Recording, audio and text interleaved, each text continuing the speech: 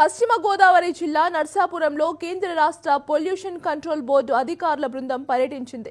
వశిష్ఠ గోదావరి నది తీరాన ఏటిగట్టుపై మున్సిపాలిటీ నిర్వహిస్తున్న డంపింగ్ యార్డ్ను అధికారుల బృందం పరిశీలించింది.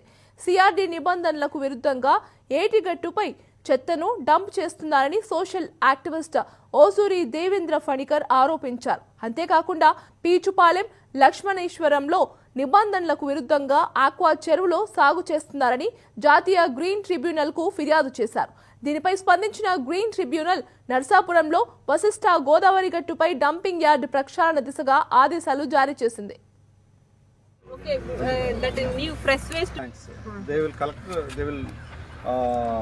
Fill water from Godavari river.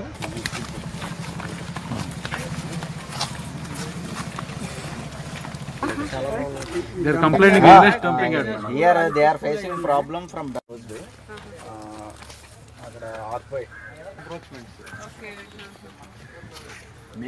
main సంవత్సరాల నుంచి ఇక్కడ ఈ గార్బేజ్ దుర్మార్గంగా వశిష్ఠ గోదావరి గట్టు మీద దాని లోపల వేసేస్తున్నారు.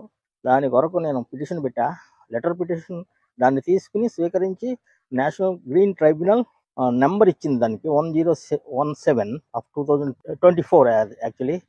దాని మీద సెంట్రల్ పొల్యూషన్ కంట్రోల్ బోర్డు వారికి ఒక డైరెక్షన్ ఇచ్చింది. నోడల్ ఏజెన్సీ వారు వచ్చి మొత్తం రిపోర్ట్ ఇమ్మన్నారు. ఇది క్లియర్గా కనిపిస్తుంది, గోదావరిలో వేసేస్తున్నారు. దీని సిఆర్జెడ్ రూల్స్కి, తర్వాత మళ్ళీ మున్సిపల్ సాలిడ్ వేస్ట్ మేనేజ్మెంట్ రూల్స్కి వ్యతిరేకం కాబట్టి ఆయన ఎన్జిటి చైర్పర్సన్ గారు ఒక ఆదేశాన్ని జారీ చేశారు. దాని ప్రకారం జనవరి 7వ తారీఖు లోపల రిపోర్టు వారికి మన సదరన్ బెంచ్ చెన్నై వారికి అందజేయాలి.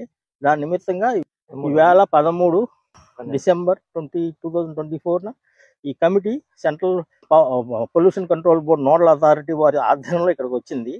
దీని మూలంగా ఇంత రిపోర్ట్ తయారు చేసి దాన్ని సదరన్ బెంచ్కి 7వ తారీఖు లోపల అందించవలసిందిగా ఆదేశించబడినది. దాని కొరకు నేను ఇక్కడికి వచ్చిన వారితో కలిసి నేను కూడా. కరీంనగర్లో తెలంగాణ సమగ్ర శిక్ష ఉద్యోగుల వినూత్న